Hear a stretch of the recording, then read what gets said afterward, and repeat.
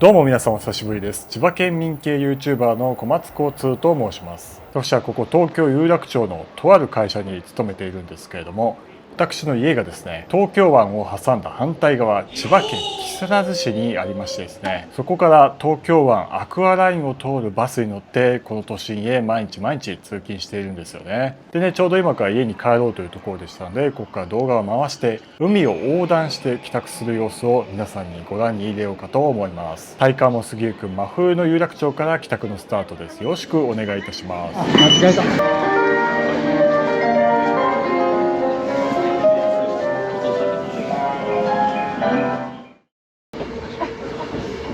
次は東京。さあ、山手線に乗って一息を唱え東京駅やってまいりました。おなじみの東京駅です。撮影した日は2026年1月だったんですけども、このポスター見て2025ってもう終わったんだなって着々と未来に進んでいるのが分かります。床に京葉線530メートル先、めちゃめちゃ遠いやんけと言いつつ、京葉線には今回乗らないんですよ。おっと、出口に近づいてない八重洲中央口。冒頭でもお話しした通り、今回は高速バス、架空通勤日記史上初の高速バスに乗って帰宅となりました。そして向かうのはこちらバスターミナル東京八重洲というところで、こちら東海道新幹線が発着する八重洲口を出て、で目の前にバスターミナルあるじゃないかと。ここはね、東京駅八重洲南口バスターミナルという場所なんですけども、今回通勤で利用するバスはね、こっから出ないんですよ。じゃあどっから出るのっていうことで、バスターミナルの向かい側、めちゃめちゃ派手なビルがありますけど、向こう側東京ミッドタウン八重洲と書いてあります。そう、あっちからバスが出るんです。バスターミナル手前からね、都合よく地下通路が伸びていまして、八重洲の地下街が広がっているんです。ここからバスターミナル東京八重洲というところに直通することができます。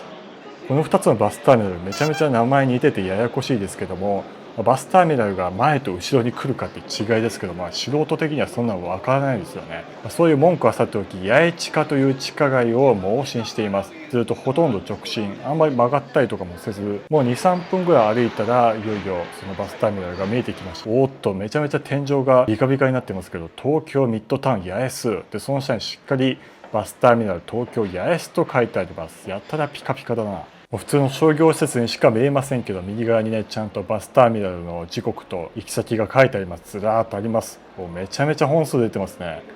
で、見た感じほとんど千葉じゃないですかね、これ。たまに岡山、徳島とか深夜バスありますけども、ほとんど千葉県民御用達のバスターミナルと言っていいんじゃないでしょうか。ちなみにこのバスターミナル東京八重洲というところは2022年にできた新しめのバスターミナルで、そりゃこれだけピカピカですからね、新しいんですよね。かつてこの付近の高速バスというのは外堀通りや八重洲通りにいろいろ停留所が分散してしまって、結構分かりづらい作りにはなっていたんですけども、ミッドタウンの地下に一挙集約してバスを乗りやすくしていこうということで建設されたそうなんです。ちなみに整備主体は UR 都市機構団地とか運営しているところですね。あそこがやってるんですね。で、運営自体は京王電鉄バスが担うという、千葉あんま関係なさそうな会社ですけども、京王電鉄バス側になってるんですね。面白いですね。今回乗るのは木更津金田というバス停まで乗るんですけども、そこまで乗車券を購入します。今回は1400円。発券中です。出ました。食堂の食券みたいなチケットで出ました。この1400円の木更津金田バスターミナル行き、これを持ってバスに乗ります。さあ、チケットも買えたところでいよいよ乗り場に向かいましょうと。乗り場はもう一段下にあるんですね。なんか地下鉄に乗っている気分ですけども、これから乗るのは高速バスです。そして乗り場の階見えてきましたけど、すごいかっこいい空間ですね。鉄道の乗り場みたいな感じになっていますけども、向こう側に見えるのはアスファルトのみ、完全にバスのターミナル。ちなみに券売機のある階にセブンイレブンが1個ありましたけれども、この乗り場にもファミマが1個ありますね。こういうふうに行き先は液晶で出てるんですよね。いろいろ袖ヶ浦駅とかいろいろあって、ちょうどバスが発着しています。ちなみに今回の私の家の最寄り駅、最寄り停留所か、その木更津金田というのはこういう場所にあります。東京湾アクアラインを通って千葉に上陸して最初の目的地、ここが木更津金田ですね。こういうところの付け根にあるということは、それこそいろんなバス通るんじゃないかと電光掲示板見ていますけど、確かに金田全部金田ですね。右側にね、路線図がありますけども、なんと東京八重洲の次の停留所がもう木更津金田なんですね。一駅で降りてしまうということで、木更津方面、鴨川、勝浦方面も木更津金田を通ってしまうという、これはなんとも便利地好立地オープンハウスの場所に住んでしまったんじゃないでしょうかね。この木更津金田に限って言えば本当に時間を気にせず乗ることができる、なかなか便利な場所と言えそうです。じゃあ私はここに到着したのに20時過ぎぐらいで、ちょうど向こう側には20時10分発鴨川方面のバスがありますけども、あのバスも満員でしたね。満員で景色見えないのはちょっと嫌だなということで1本飛ばして20時20分発のバスに並びます。それで10分後に出てるんだからほとんど待つ必要はありません。で発車10分前にしてもう15人ぐらい並んでるんですよ。いやすごいな。やっぱ千葉方面に高速バスで通勤する需要はかなりあるんですよね。で20時10分発のバスが静かに発着していって、とまたすかさず私が乗る今回の帰りのバスがやってまいりました。赤と緑と白の日東交通という会社の、今回乗ったのは東京君津線君津駅前行きですね。このバスで木更津金田へ帰宅します。ちなみにこの東京君津線は日東交通そして京成バスの2つの会社による運行となっています。でバスが到着してほどなくドアが開いてぞうぞうとお客さんが入っていきます。ちなみに下り路線、東京から千葉方面に向かう路線のバスは降車時バスが到着してから支払いをするということで、 IC カードの場合は降りる時にタッチ、私がさっき買った切符も降りる時に渡すということになるわけですね。乗る時は何もしなくていいです。でバスの座席は自由席です。全席自由席なのでどっか適当な場所に座ります。私は窓側にね座りましたね。車内はいわゆる普通の一般的な高速バスの車内ですよね。2列 ×2 列でここに荷物をかけたりペットボトルを置いたりすることもできます。いわゆる普通の通勤路線、京葉線や総武線だったりしたら、グリーン車では特急に乗らない限り着席保証というのは必ずしもないわけですけども、今回こういう高速バスというのはね絶対に座れる、てか座れなければ乗れないわけですからね。いやそういう点ではすごいありがたい存在ですよね。ちなみに座席の前にね謎のチラシがあります。カレースタンプラリー今年もやるよだって、めっちゃ緩いな。さあほどなくして出発の時間となりました。20時20分バスターミナル東京八重洲を発車しました。乗車率はいかほどかというとだいたいざっくり 70% か 80% ぐらいは乗ってるって感じですよね。ちらほらと空席もありますけど、それでもほとんど埋まってるっていうのはすごいですよね。お待たせいたしました。本日は日東交通をご利用いただきましてありがとうございます。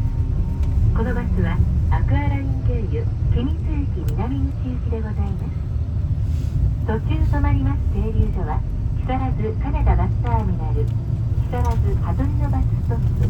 君津バスターミナル、目視4丁目、君津市役所、終点君津駅南口の順に止まります。さあバスターミナルを無事出発してと思ったら地下なのでどんどん上に上がっていきます。なんか狭そうな立体駐車場みたいなところを通っていよいよ地上に出ました。地上に出たはいいものの、ここはどこかというといわゆる駅前のでかい道ではなくて、ここは青桐通りという結構細めの道に出ましたね。一瞬どういうところかわからないんですけども、この細い道をでかいバスが慎重に走っていってと思ったら一気に道が開けてきました。ここは中央通りですね。中央通りというといわゆる京橋とかその辺につながっているところですかね。ちょうど明治屋もあったりしてと思ったら今度はまた交差点を左折して梶橋通りに進んでいきます。では銀座線の京橋駅です。そしてまた交差点に来たと思ったら今度は右折して梶橋通りから昭和通りに進みます。で向こう側にね地下鉄の駅も見ますが、あれは都営浅草線の宝町駅。あの付近から浅草線を東京駅に乗り入れようとか、なんかそういう謎の構想がありますけども、あれ何だったんでしょうかね。あんだけ近いから直結させた方がいいのかもしれませんけども、お金がかかって難しかったんでしょう。そして夜の街並み、タクシーも行き交う東京都心を右往左往しながら、いよいよ見えてきました料金所ですね。京橋インターチェンジから首都高に入ります。東京駅を発着する千葉方面行きのバスはだいたいこの京橋インターから高速道路に入るというのがおなじみですよね。この京橋インターから乗るはこの都心環状線、めちゃめちゃ古い高速道路ですけども、開業はなんと1962年、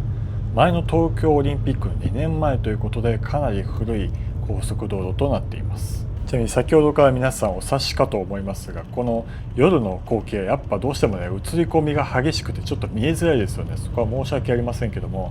これも雰囲気の一つということで楽しんでいただきつつ、車窓に関してはね、翌朝の時の映像をしっかりと見ていただきたいので、帰宅の様子はちょっとかいつまんでご紹介していこうかと思います。しばらく高速道路を進んで東京タワーが右側にちらっと見えました。ということは路線でいうと大体浜松町あたりですかね。カーブを進んでいって、いわゆる首都高という感じで、首都高って運転するの難しいですよね。本当に毎回ヒヤヒヤします。でもうしばらくすると、向こう側にめちゃめちゃでかい橋、これですね、青島が封鎖できなかった橋です。ここを渡ります。これ青島が封鎖できなかった橋の手前でかなり、高度が上がりまして、結構ビルと同じような高さになりましたけれども、できました。青島が封鎖できなかった橋です。ここをしっかりと渡っていきます。東京を代表する有名な吊り橋ですよね。東京湾の入り口ともなっています。で向こう側また埋め立て地があってビルがいろいろありますけども、2025年いろいろありすぎたテレビ局が映っています。その辺りが台場です。そしてこのお台場で首都高湾岸線というね、もう文字通り東京湾の湾岸を走る高速道路に合流しました。先ほど京橋から乗った都心環状線、その周りの高速道路は結構カーブが多めだったのに対して、この湾岸線は比較的新しめで、かつ埋め立て地の敷地が広いところを走っているので、かなり直線気味で、しかも3車線とあって運転はめちゃめちゃしやすいですよね。ここ運転するの楽しいです。そしてお台場の埋め立て地を出るとトンネルに入りまして、程なくして出ますが、その次もまた埋め立て地、埋め立て地をトンネルでつないでいる高速道路となっています。地図で表すとこういう感じで、山手線、東海道線、新幹線よりもかなり海側にせり出しているということが分かります。今回の通勤のキーワードは海ですからね。海を横断するわけですから、しっかりと海にへばりついて通勤していきます。またいくつかトンネルを越えてと思ったら、向こうにめちゃめちゃでかい立体駐車場があるやないかと。これは立体駐車場の島かといったらそういうことではありません。どっちかというとメインは飛行機です。そう、羽田空港。羽田空港をこのバスは木でさっぱりスルーしてしまいます。ちょうど空港の真ん中に湾岸線が一直線に伸びていまして、ここをスルーしてしまうと、羽田空港北から南に一直線に縦断して、またしてもトンネルに潜ります。このトンネルがなんと県境になっています。羽田を過ぎるとすぐ神奈川県に入ってしまうんですよね。ちなみにこのトンネル、多摩川トンネルと言いますけれども、これはシン・ゴジラでいう鎌田君が地上に頑張って上陸しようとしたそのついでに破壊されてしまったなんとも悲しきトンネルですけれども、しっかり復旧工事も終わったということで無事に通ることができています。でその多摩川トンネルを出るといよいよ神奈川県に上陸してすぐ川崎浮島ジャンクションを通ります。このジャンクションを分岐して先ほどの首都高湾岸線とさらばいよいよ東京湾アクアラインに入るということになります。車窓がね、もうさっきからもう座席しか映ってなくて申し訳ありません。ちょっとカーテンかぶせればよかったですね。この付近の景色はちょっと明日の朝に期待していただきたいですけども、雰囲気だけ楽しんでいただいて。ちなみに私プライベートで昔この付近車を運転してちょうど同じルートでね、湾岸線からアクアラインを通ろうとしたんですけども、この付近の事故渋滞で2時間ぐらい足止め食らいましたね。なかなか最悪で、結局アクアライン通れず迂回していったのを思い出しましたけれども、私コマース交通にとっては何とも因縁深いジャンクションとなっています。そんなことはさておき、いよいよここから東京湾アクアライン、今回メインディッシュに突入ということで、この東京湾アクアラインから海底帰宅の始まりとなります。文字通り海の下を通る高速道路ということで、1997年に開業した道路です。東京湾を直線的に横断して神奈川県川崎市と千葉県木更津市を結んでいます。総延長は 15.1 キロで、そのうち3分の2がトンネル。今走っている東京湾アクアライントンネルが3分の2を占めています。で残り3分の1は橋となっていますね。分かりやすい2部コース。ちなみに今のアクアライントンネルは日本でも4番目に長い道路トンネルでして、全長 9.6 キロ、最も深いところでは海面から60メートルという日本一標高が低い道路となっているわけです。ちなみにこのアクアラインの開通によって木更津と川崎の距離が約100キロあったのが30キロに短縮、所要時間も90分から30分へとめちゃめちゃ短縮されたということで、もうこれが開通した当時、私生まれたてなんであんま覚えてないですけれども、これは交通にとっては革命的な出来事ですよね。いや、これを建設している工事とかちょっと見てみたかったですけどもね。いや、すごい道路だわ。ちなみに97年の開業当初、このアクアラインは日本道路公団というのが管理していましたけれども、2005年の民営化に伴って今ネクスコ東日本が運営しています。そう、首都高ではなくてネクスコ東日本と。ちなみにこれとは別に東京湾横断道路株式会社という長ったらしい名前の第三セクターもありまして、この会社はアクアラインそのものの建設工事のほか、道路そのものの維持修繕、そして途中にあるパーキングエリア、海ほたるパーキングエリアの運営を行うという、そういう企業も存在するんですよね。なんか上下分離方式みたいで結構面白いです。ちなみに先ほど言ったようにシン・ゴジラでもこのトンネルが破壊されて、なんか天井から赤い血みたいなのがボタボタ出ていますが、あれもあれで恐ろしい映像ですけどもね、アクアラインがそんなことにならなきゃいいなと思いつつ無事地上に出ました。そしてここが海ほたるパーキングエリアという、全く見えねえな、夜はもう壊滅すぎですね。本当申し訳ございません。でここから正真正銘海の上です。海の上を橋で渡っています。いやおもろいですね。さっきまで東京都心のビルの隙間を縫って走っていましたけれども、目の前に広がる海と向こう側に見える小さい光はあれはもう房総半島ですね。千葉の南側です。ちなみに私が降りるのは今回木更津金田バスターミナル。ただのこじつけですけども、金田という青年が主人公の映画「アキラ」というね昔の映画がありまして、これは東京都心が謎の巨大爆弾で壊滅的になって、じゃあその代わりにこの東京湾をバチクソ埋め立てて新しいネオトキオを首都にしてしまえばいいじゃないかっていうね、謎にぶっ飛んだ発想でね作られた映画がありますけども、このアキラのネオトキオでいうと大体アクアラインはこういう風に引かれているという、疑似ネオトキオを体験できているような感じではありますよね。ちなみに今回走っているアクアラインの料金こういう風になっています。平日は2200円、ちなみに土休日は一番安いと1100円、一番高いと2750円という倍近くの差があるということで、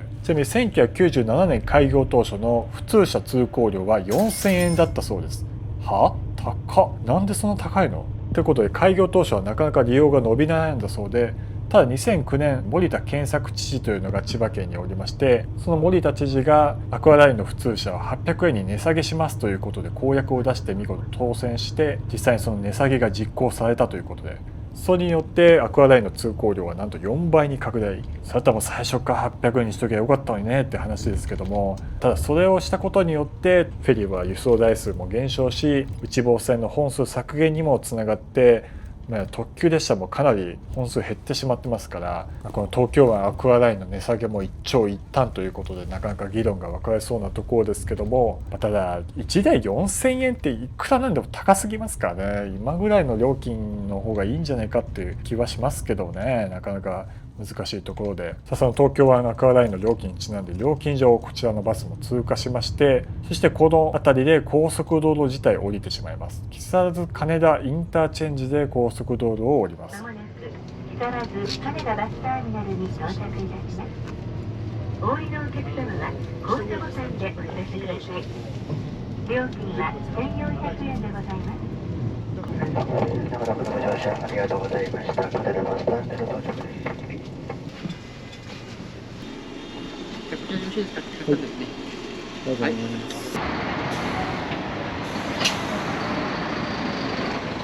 ただ自宅の最寄り駅、いや最寄りバス停に到着しました。この辺はどういう雰囲気なのかと見てみますと、うわ、なんもね、バス停以外なんもね、コンビニ的なものもなんもないですね。どういうところなんですかね。地図で表すとこういう感じ、海辺の町でありますが、内房線の岩根駅が一番近い。いやでも近いっつってもね、2キロ以上ありますからね、ちょっと近いというのは語弊があります。ただバス停だけは異常に豪華なんですよね。乗り場の屋根がずらっと並んでいて、そのすぐ右隣はこれはタクシー乗り場ですね。駅とか商業施設でこんだけバス停充実してるの分かりますけど、こんな暗闇にバス停が大量にあるのもそれはそれでちょっと恐ろしいですよね。でここ6番って書いてます。6番はこれは川崎駅行きなんですね。川崎駅だと浮島バスターミナルというところにも行くんですね。と思ってたらちょうどこれは横浜行きですね。横浜駅行きの日東交通のバスが今到着しました。そしてバス停過ぎるとまた暗闇。これは駐車場です。駐車場なんです。これ全部バカでかいですよ。暗くてあれですけども、この明かりの先までずっとね駐車場になっていて、確かに車止まってるわ。これこそパーク&ライドですよね。自家用車と公共交通機関の合わせ技。これバス停のみならず地方の新幹線の駅とかこういう感じになってますけども、駐車場をしっかり充実させて車で乗り付けるようにしているということなんですよね。ただのヤシの木にも怯えてしまう小松交通ですが、ここは2004年に開業したバスターミナルということで、元々は別の場所にあってで2016年に今の位置に移転リニューアルしたということなんですよね。123番乗り場の近くにね、こうやってバス停の建物が駅舎のようにそびえ立っていて、結構きれいめな最近できたような建物となっています。建物の入り口にいろいろ書いてあります。木更津金田バスターミナル愛称決定、千葉スタークア金田。そんな新鮮味もなくてかつ浸透もしなさそうな愛称、非常に味わい深いですね。建物の中入ると、お手洗いとチラシとか液晶掲示板が使われてないですけども、ここは乗車券類販売窓口。本当鉄道の駅みたいですね。こういう風に人がいる時間帯は切符を売ってると。そして待合のためのベンチが結構しっかりあって、こちら側はあれですね、バスターミナルの地図がありますね。周りの暗闇からは想像もつかないぐらいこのバス路線の豊富さ、これこそ木更津金田バスターミナルの特徴だと言えましょう。これ路線図がありますけども、こういう風にいろいろ出てますね。新宿、東京、品川、羽田、川崎、横浜、袖ヶ浦、成田、いろんなとこ行きますね。鴨川にも行くし、もう通勤にも観光にもどっちにも便利な木更津金田バスターミナルですね。窓口の近くいろいろ書いていますけど、時刻表ですね。川崎行き、新宿行きと、その辺はだいたい1時間に1、2本、多くて3本ぐらい。高速バスにしては多いっちゃ多いですけども、でも妥当かなと。羽田もありますよね。そして私が乗ってきたこのバスターミナル東京八重洲行き路、なんじゃこれ。地下鉄じゃん。と思ったら18時以降はすごい減っちゃいましたけど、でも鉄道路線並みに本数多いですよね。土休日も平日よりは少ないですが、それでも朝の午前中の時間帯はめっちゃあって、と思ったら16、17時はすごい減っちゃうんだな。なんか極端ですね。日本の人口ピラミッドを思い出しましたね。さあ、木更津金田バスターミナル、私の自宅の最寄り駅というかバスターミナルに到着しましたけども、さあこの付近に私の家があるということで、本当かなとだんだんちょっとだけ疑い深くなってきましたけども、確実に私の家は存在します。バスターミナルから歩いてほどなく高架が横切っていますが、あれがまさしくアクアラインの本線。その手前のインターチェンジから降りるともうすぐそこが先ほどの木更津金田バスターミナルなんですね。で、私の家はこの大通りを越えてもう少し行ったところにありましょう。ちょうど衆院選のね真っ最中なのでね、選挙は皆さん行きましたか？全然歩行者がいないよって言いながら一人でぶつくさと喋ってるのは完全に不審者小松交通なわけですけども、バスターミナルから8分ほど歩いて、ようやくコンビニ見つけました。しかもミニストップ。ミニストップ好きなんですよね。入り口のいちごのパフェとか食べたいですけど、ちょっとさすが夜だからやめときましょうということで入店。今日の晩ご飯を買っていきましょう。そして買い物も済ませて、いよいよ私の自宅に帰るということで、コンビニから自宅まではだいたい5分ぐらい、結構近いです。本当に歩行者がいない道で、なかなか心細いんですけど、見つけました。21時20分。ようやく自宅に帰ってまいりました。いや、誰が何と見ようと我が自宅でございます。ちなみに有楽町駅からは1時間36分かかりました。架空通勤日記にしては割と近い方と言えそうです。さあ、ここから我が自宅のご紹介ということで入り口入っていきますけども、入り口が緑色でカーペットオレンジ色、なかなか派手だなと思って入ってみると、すごい、一瞬絶句しましたけど、なんかすごい空間ですよ。なんかいろんな人がいろんな文字を書くのはいいことです。そして私の家にはしっかりとフロントがねありますのでね、ここで受付の人が来てくれて私を出迎えてくださいます。無印良品っぽい BGM がずっと流れてるんですよね。なんともオリエンタルな雰囲気で、と思ったらフロントから出てきたのは外国の方ですね。多分南アジア系っぽい、インドとかその辺の方かなと思いますけども、その方が出てきて、でも本当すごい流暢で丁寧な日本語で応対してくださいました。本当にありがとうございます。そして私の部屋は2階ですので、エレベーター上がるとまたここもすごい装飾がすごいですね。やっぱ全体的に南アジア系の装飾ですね。経営者がそういうの好きなのか、それともその国の方なんでしょうか。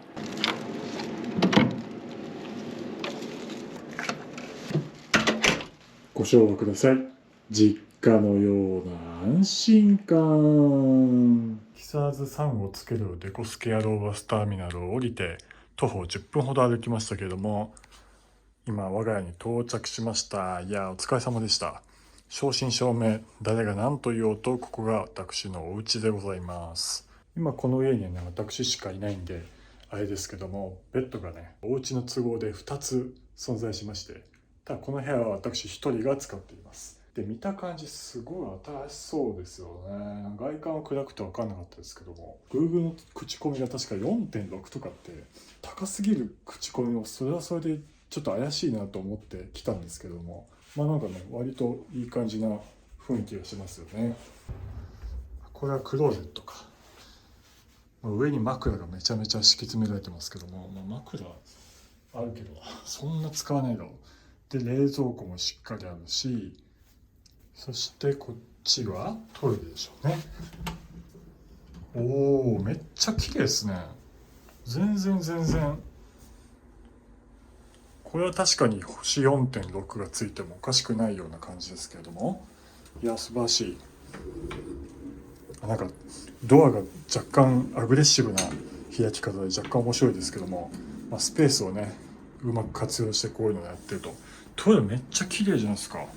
おーいいっすね。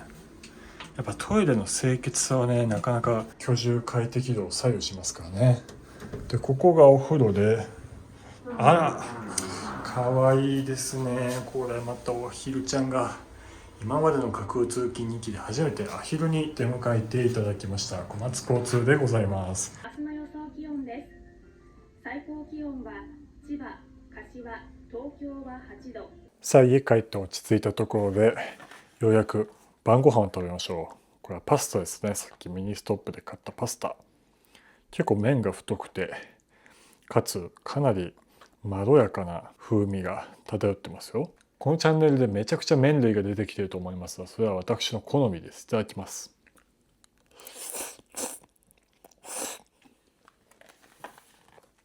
めっちゃ美味しい。普通に美味しい。ミニストップってイオン系列ですけど、このバリッラっていうこのマイバスでもこのバリッラっていうこのイタリアのブランドとコラボしたやつ売ってて、これ結構美味しいんですよね。で今回のお供はこちらビールですね。プレミアムモルツサントリーでございますよ。これを飲んで目の前にお酒がある人は乾杯しましょう。お酒がない人、飲み物がない人も何かしらで乾杯しましょうということで乾杯。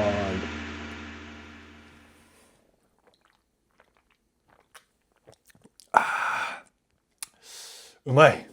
うますぎる。せっかくなんで聞いてくれますか。私の家の近くにねすっごい美味しいパン屋さんがあって、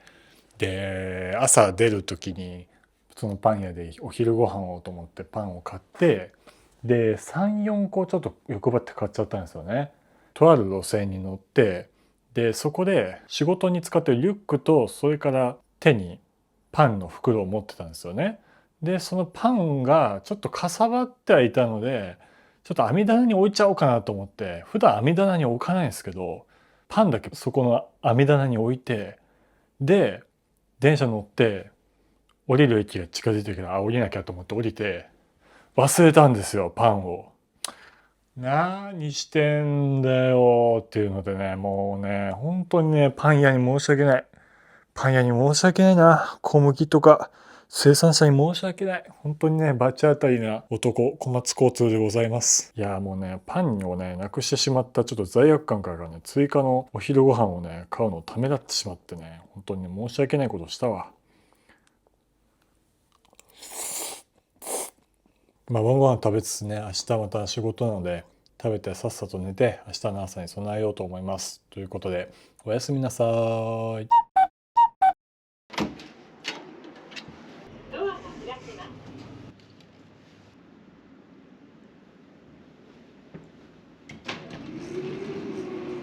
さあおはようございます。朝の8時半、架空通勤日記にしたらちょっと遅めのスタートですが、これから出勤を始めていきたいと思います。また昨日のように木更津金田バスターミナルへ移動していきます。だいたい徒歩10分ぐらいですね。昨日この通りめちゃめちゃ暗くて怖かったんですけど、今はね、晴れてしっかりと高速道路の姿は見えています。直線的な高速道路があって、で周りは住宅がちらほらとはありますが、あんま商業施設とかも少なそうなイメージですよね。でこの道路の直線的に行くとそのままアクアラインにつながってるんですよね。でそのアクアラインから出たトラックとかいろんな車がバンバンバンバン走ってて、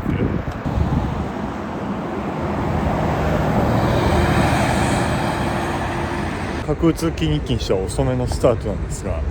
私の会社結構朝そんな早くないんで、この時間からでも間に合うっての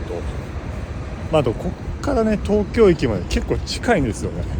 今までの架空通勤日勤しては距離もそんなにないということで、ちょっとコンビニに寄ってお茶でも買いましょうかね。さあミニストップでお茶を買いましたけども、またバスがちょっとぼやけてしまったけど、小湊鉄道のバスですね。木更津駅西口と、さっきの木更津駅のバスを一瞬見たんだけど、そう間髪入れずまた走ってるという。あとそうそう交通量もかなり多いです。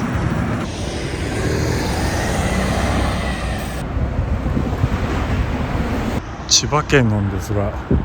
しっかり富士山が見えます。隔てるものが何もないからしっかりと見えています。いやーありがたいな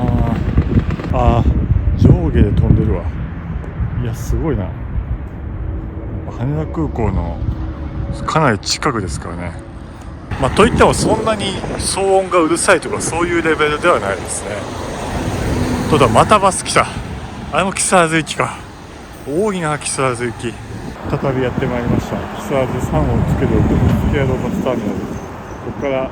私の通勤が始まります。よろしくお願いいたします。おはようございます。木更津3をつけるデコスケアロバスターミナル入りましょう。もう何回言うねんって話ですけども、まずね待合室の様子はどんな感じかと、待ってる人はそんなにいらっしゃらなかったですね。コンスタントにバスが出てしまうので、もう待つ必要すらないんですよね。そして朝の時間帯は窓口が開いていました。切符を購入されている方もいらっしゃいますね。これから乗るのは東京八重洲行きのバスに乗ればいいんですけども、めちゃめちゃ本数出てるので正直どれに乗ってもいいやということで、まずバスの様子を見てみようとバスターミナル端っこね観察していますけども、もうね一つく間もなくもういきなりバスが2台ほぼ同時に入ってきて、もういろんなバスがもうしっちゃかめっちゃか張り巡らされて、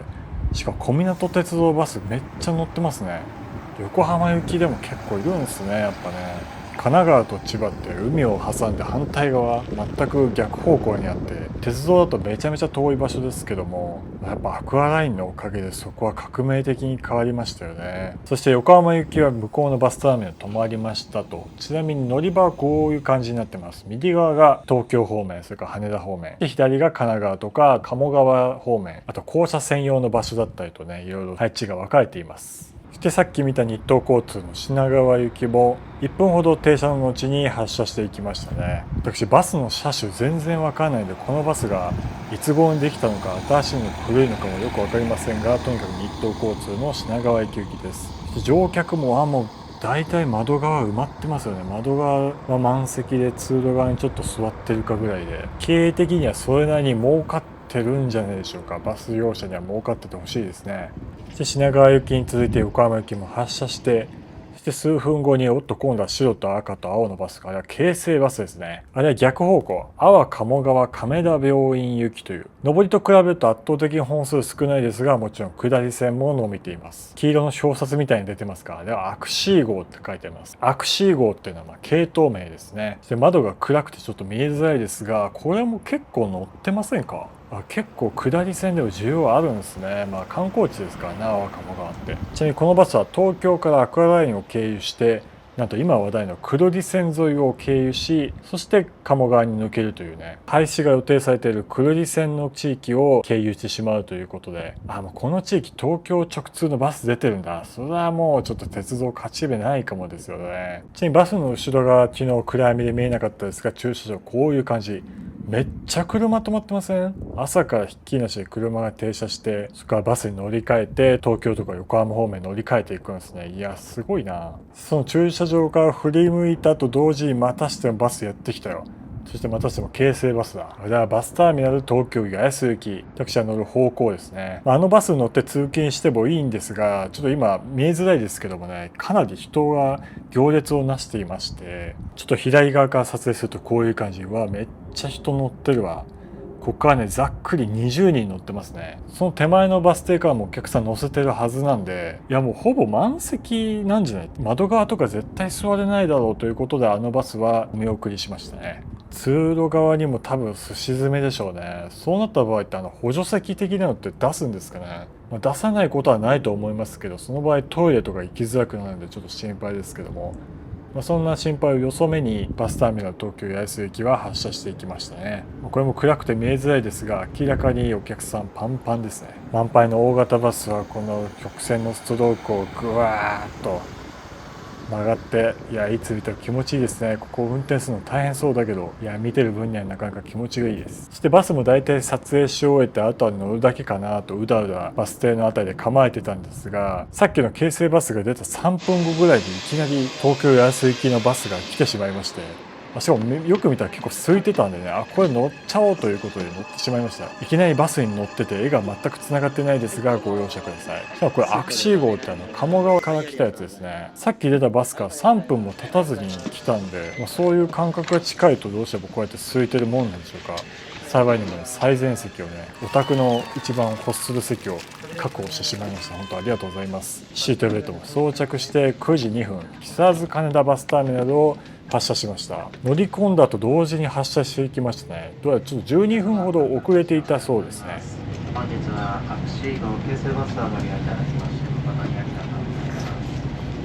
す。このバスはバスターミナル東京八重洲行きになります。バスターミナル東京八重洲行きはこちらからおよそ50分ほど予定しておりますが、途中道路事情、前方等により遅れて到着する場合がございますが、ご了承ください。アクアラインのバスで全面展望ってなかなか最高じゃないですか。私朝から運を使ってしまいました。そしてバスターミナルを出て1分ほどでもうアクアライン高速の入り口に入ります。ここを左折して高速道路一直線ということで、なんとも気持ちのいいルートじゃないでしょうか。真ん中の土手がアクアラインの本線で、その左右からこういう風に坂道を駆け上ってと思ったら目の前に青い料金所が見えますね。料金所なんか青くておしゃれだなと思った後調べたんですけども、なんと工業デザイナーの柳宗理さんという方が手がけたらしいです。柳宗理さんって食器とかのイメージなんですけどね、こういう公共施設まで作っていらっしゃるとは全く私無学で知りませんでしたけれども、でその料金所を ETC で軽やかに通過して、目の前に見える広がった空、何もない、目の前海ですからね、海だから何も立ってなくて当たり前ですけども、だから首都圏でこんなに何もない風景って珍しいですよね。いやもう一駅で終点、一駅終点じゃないです。だって綿貫さんの企画になっちゃうな。とにかく一駅で私は降りるということで、この道の先東京駅がつながっていると、なんともロマンある乗り物じゃないでしょうか。なんかあまりにもこの道路何もなさすぎじゃないと思って、よく考えたらあれですよね、普通高速道路って何メートルおきでこういう電柱立ってますよね。アクアラインってそれがないんですよ。もともと開業当時はそういうのが150メートル間隔で照明が設置されていたんですけども、なんと2014年にね撤去されてしまったんだそうです。ただそれだと夜あまりにも暗いということで、道路の脇の柵のところ、だいたい高さ1メートルぐらいの位置に LED の照明を新たに取り付けて、それによって夜の明るさは確保しているということで、柱とか遮るものがないですから、撮影してても気持ちがいいものですよね。この日は1月の冬晴れということで、左側富士山はもちろん横浜ベイブリッジ、そしてその奥のランドマークタワーとかみなとみらいも見えていますよね。こう考えると確かに千葉と横浜って近いんだな。去年は山あいの檜原村から通勤した小松交通、今年一発で海の通勤ということで、景色の感じからしてもう船に乗ってる気分にもなっちゃいますけども、正真正銘これは高速バスです。こんだけ眺めのいい東京湾アクアラインなんだから、もう全区間橋にしちゃえばいいのにって思わなくもないんですが、それをしてしまうと今度は船の邪魔になってしまうんですよね。ということで一部区間はトンネルにするしかないということで、ちなみにもう一つのやり方としては、橋をもう思いっきり高くしてでかい船が余裕でくぐれるように、そのぐらいでかい橋を作っちゃえばいいんじゃないっていう案も最初は検討されたらしいんですけども、その後今度はね、近くの羽田空港を離発着する飛行機にね、支障が出てしまうという。海も支障が出て、空にも支障が出る。そうなったらもう潜るしかないよねということで、もうこの先は潜ってしまうと。特に川崎側の船舶の行き来が特に多いということで、そちら側の 9.5 キロ、川崎側の3分の2がトンネルということになっています。今残りの3分の1の橋の部分を走っているということですね。橋だけにね。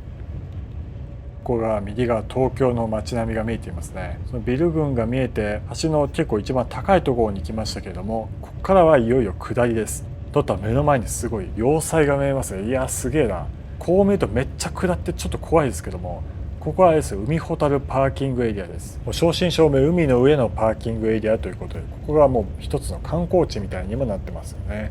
ちなみにこの海ほたる、割と東京湾の真ん中近くにありますけども、住所は千葉県木更津市です。まだギリ千葉県なんですね。このバスは東京に一直線で行くわけですから、海ほたるは通過してしまいますが、なんと稀に海ほたるに停車する高速バスも存在するんだそうです。木更津と川崎を結ぶアクアラインバスという1日8本運行されています。そんな海ほたるを横目にというか上に見つつ、その下をトンネルがでかい口を構えて待ち構えています。そして海ほたるからの道路も合流して、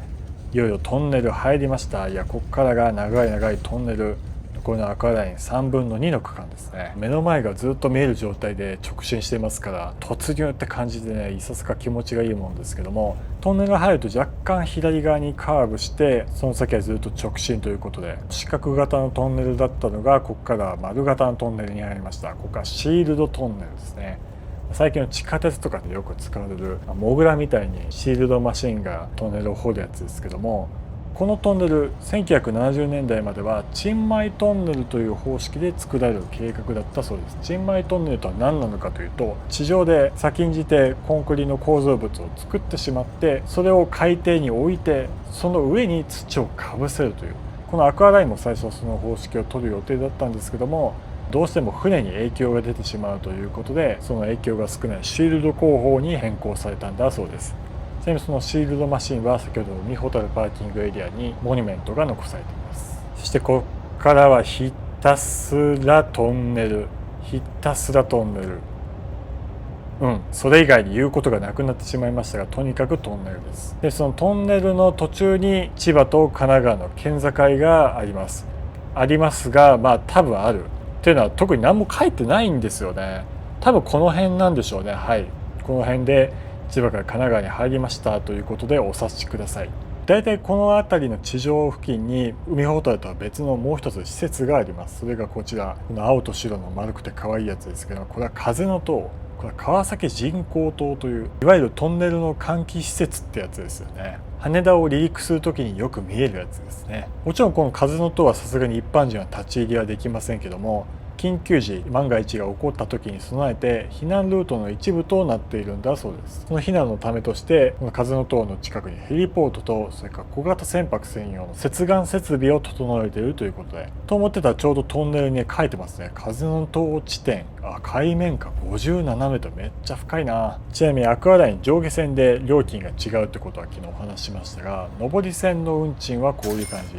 平日は常にそんな変わらないんですけども、土休日は全然違うんですよね。深夜から早朝にかけては1100円なのに対して13時から19時4400円、なんと4倍も差が開いてしまうという。あと土日の午後はやっぱどうしてもめちゃめちゃ混むんでしょうね。しっかりと稼いでいるっていうことが分かります。アクアライン自体が観光地みたいなものですからね。そしてトンネルも半分以上過ぎて、先を下っていたところから一転上りに差し掛かってきました。もうすぐ川崎の地上に向けて坂を登ってますけども、この上り勾配区間が屈指の渋滞スポットなんですよね。土日休日は絶対アクアライン混むからな。いやなんで3車線にしないんだろうと思いますけども、どうやらなんとトンネルを一応新設できる構造にはなってるらしいですよ。今後日本の人口ピラミッドが逆転して人口増えていったら、そういう可能性もあるんじゃないかということで、今後の日本に期待していきましょう。そしてトンネル前方頭上に地図が見えますね。東急、横浜、羽田とか川崎、浮島とかいろいろ書いてますね。書体がこれいわゆる昔の講談ゴシックみたいなやつですかね。講談ゴシックって今全国で姿を消えて新しい書体に置き換わってたりしていますけども、ここ割と貴重なんじゃないでしょうか。こういう形のキーホルダーとかあったら絶対買いますけどね。そしてトンネル前方、地上の光がついに差し込んできて、いよいよアクアライン終わりかと。後半トンネルだったけど、それはそれで面白かったですよね。緩やかに地上のアプローチが抜けます。そして出ました。いやーすごい。ここが川崎浮島ジャンクションですね。ここから別料金と明らかに、首都高に入っちゃうから料金取りますよということでデカデカと看板が掲げられています。昨日夜中で全然見えなかったですけども、実際こういう形をしています。立体的に交差する道の真ん中を抜けて坂を登ってくると、ここで料金所、首都高でよくあるグレーの料金所ですね。ここでネクスコ東日本から首都高速道路に会社が変わります。そこを越えると峠を下るようにしてまたしても下っていくんですね。こうやって坂道が連続するのを運転してて大変そうですけども、見てる分には飽きないです。結構おもろいですね。そして料金所からの下り峠道も転がり落ちて、右側首都高湾岸線に入ります。トラックがめちゃめちゃひしめき合っていますが、高速バスが緩やかにそのでかい体を湾岸線に委ねるようにして3車線入りました。てか首都高湾岸線は3車線なんだな。いやいいなっつったら別にアクアラインの経営者じゃないんで別にいいんですけども、そして鎌田君に破壊されたであろう多摩川トンネルを通って途中東京都に入ります。ということはもう神奈川県おさらば一瞬でしたね。で多摩川トンネルを過ぎるとここは羽田空港です。羽田空港の島に入りました。飛行機が見えそうでちょっと見えなかったですかね。若干遠いところを走っているようです。ちなみにさっき木更津金田バスターミナルから羽田行きのバスが出ていると言ったんですけども、本数でいうと平日15本と休日10本ということで、ただこれも午前中とか朝に集中してるんですよね。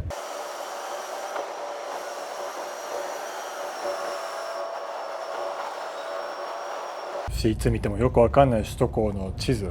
が好きな小松交通でも一瞬これ運転してて見たらあまり理解できないですけども、その地図の標識を過ぎてここは東海ジャンクションですね。横羽線からの東海ジャンクションのあたりでおっとスピードが落ちてきました。ここでいよいよ渋滞の兆し。今まで一回も渋滞は全くなかったですけども、さすがにこんだけ車両があったら混みますよね。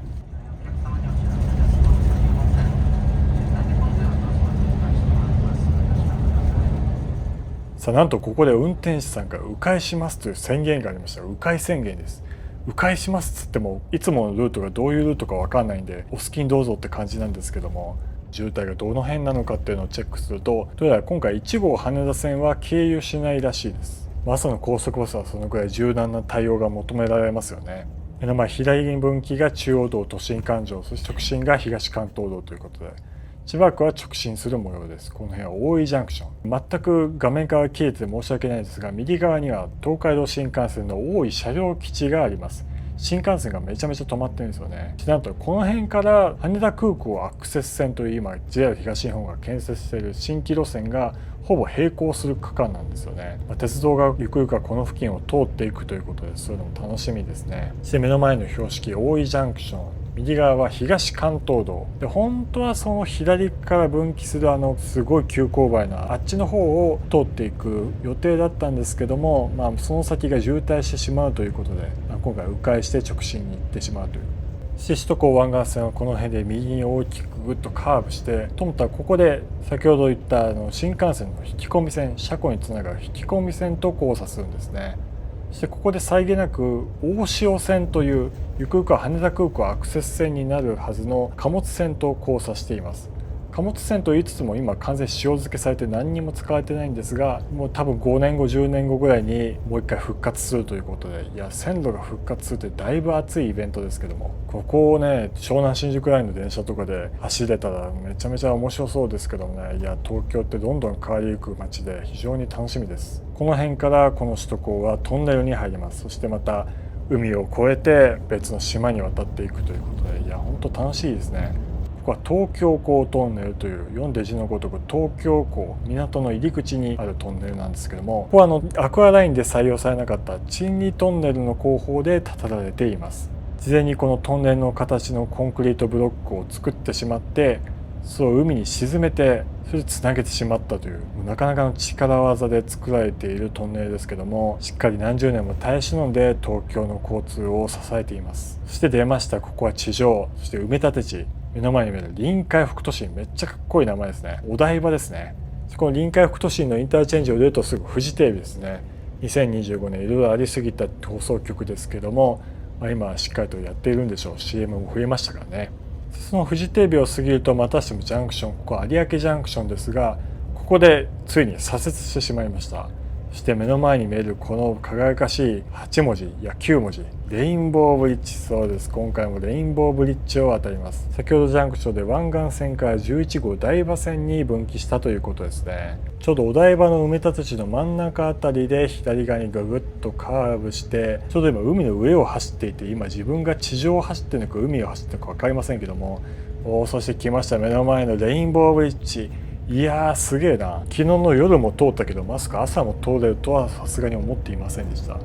しかもたまたま渋滞してるからっていう理由だけで通れるわけで、最高の迂回ですね。ちょっと私のナレーションをつけるのは申し訳ないぐらいかっこいい街並みが見えています。なんでこんなでかいのを作れたんでしょうね。この足は上部に首都高の高速、そして下の部分は一般道とゆりかもめの2層構造となっているわけです。手前の台場、そして奥のフジテレビを横目にこの広い東京湾を突っ走って、だけど湾岸線に比べると若干交通量少なめに見えなくもないですが、後半でいよいよ吊り橋を渡っています。いや最高の朝ですね。最高の通勤。こんなに景色のいい架空通勤日記なかった気がしますね。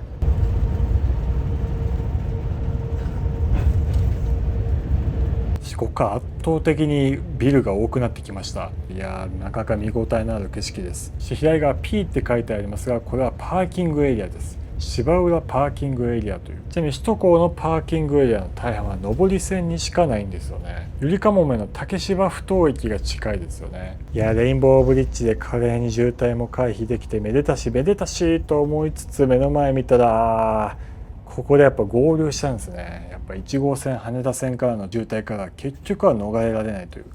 ここでどうしても詰まってしまいました。この先もまた重要なジャンクションが続いていますから、どうしても混んでしまうのはしゃあないでしょうね。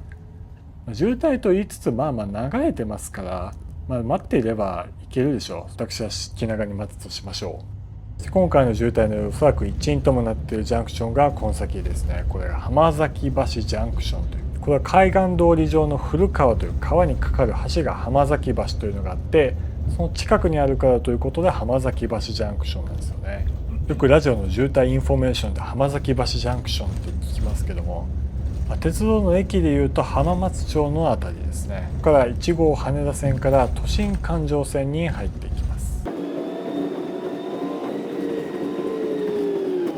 そして右車線謎に混んでいますが、左車線はスムーズに行って、ここで左が汐留っていうのが分岐しています。これは2025年に廃止された KK 線、東京高速道路って首都高とは別の高速道路があったんですけども、そこはもう完全に廃止されて10年後ぐらいに遊歩道になるため今改修工事が行われています。一般道が一瞬見えますが、その脇をかすめるようにしてまたしてもぐぐっと地下に潜っていきます。高速道路って鉄道以上に勾配が急なんでなかなか見てて面白いですよね。運転するの大変ですけどね。そしてこの先はいよいよ東京都心の銀座とか昔からの街の真ん中を都心環状線が走っています。この辺はずっと周りの建物からちょっと一段低いところを走っていますが、それもそのはずここの部分もともと川だったんですよ。この辺は築地川を埋め立てて作ったんですよね。戦後東京の高度経済成長期でオリンピックが来るからということで急ピッチで川を埋め立てて作った高速道路ですよね。今じゃ絶対できないですよね。環境保護何それ美味しいのみたいな、そういう時代じゃないとこんな理不尽な建築はできないですけども、いやー見てて面白いですよ。ここ川だったってね、昔の魚が見たらびっくりしてしまうんじゃないかと思いますけども、だからこの今上にかかってる橋とかはもともとは川を越えるための橋だったんですけども、その川を全部水を抜いてしまって車が走っているという、その高速道路をまたぐための橋になってしまっているというのはね、もともと川なわけですから、どうしてもくねくねと右左にカーブしてしまって、これ高速道路にしてはちょっとやばすぎだろうみたいな場所ですけどもね、と今度は車線の間に柱が出てしまって、いやこんなんありかよって感じですけども、これが古き良き首都高です。で先ほど意味不明な柱を越えてこの先私が降りるインターチェンジ、ここは京橋インターチェンジです。昨日も京橋から乗りましたけども、降りる時も京橋から降ります。ここは東京駅に最も近いです。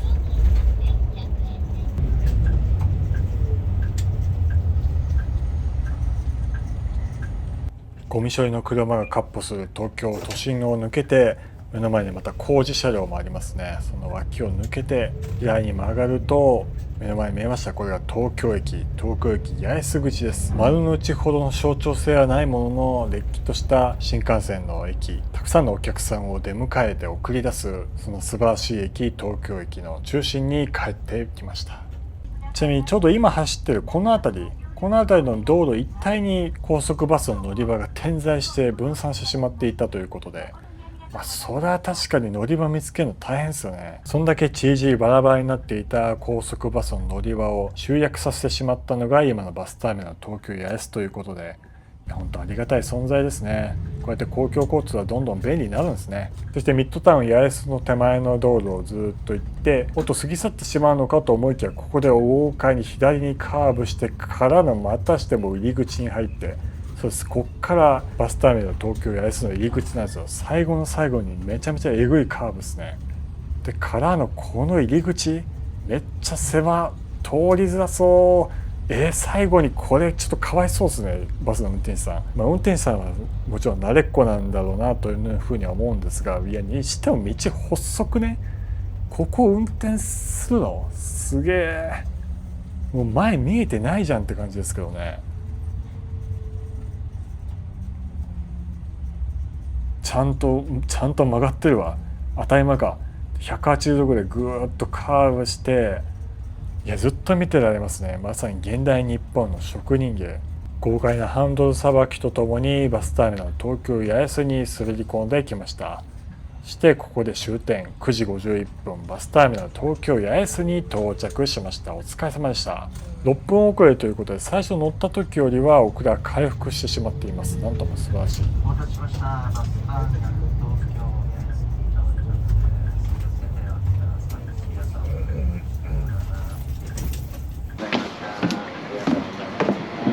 木更津金田から49分で東京に着いてしまった。いやー、そう考えると早いな。この地下鉄のようなかっこいいバスターミナルに続々と千葉県民が送り込まれているということですね。さあバスを降りたと言いつつ、ここからが本題ですかね。通勤です。ここから私はしっかりとちゃんと有楽町の会社に通勤しています。これ会社を映せないんであれですけど、毎回マジで通勤してますからね。地下2階のバスターミナルから1個階層上に出て、今地下1階で、通路をしばらくするとスタバのあるところで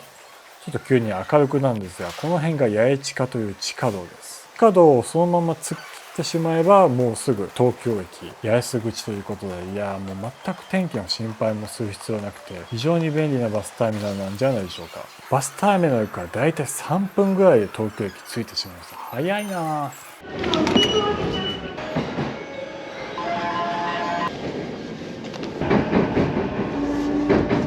蒲田行きです。次は有楽町。ご乗車ありがとうございます。さあ一息を追うと有楽町着きました。お疲れ様でした。自宅からは1時間22分ほどかかりました。軽めの渋滞に巻き込まれたとはいえ1時間半もかからず着いてしまうというんだから、割と通勤の経路としてはありなルートなんじゃないでしょうか。しかも高速バスは絶対座れますからね。そういう点ではすごいありがたい存在だと言えそうです。今回のルートを鉄道で行ってみたらってなるとこういう感じになります。最寄りが岩根とか袖ヶ浦で、そこから30分ぐらい歩かなきゃいけないんで、比較対象としてどうなのかなと思いますが、一応参考として、料金は意外と互角なんですよね。高速バスってもうちょい料金かかるイメージあったんですけれども、2026年の春から JR 東日本値上げもあったりしたので、料金は意外と同じぐらいとなっていますね。鉄道とバスどっちが良くてどっちが悪いとかそういうのを断じる立場に全くないですけれども、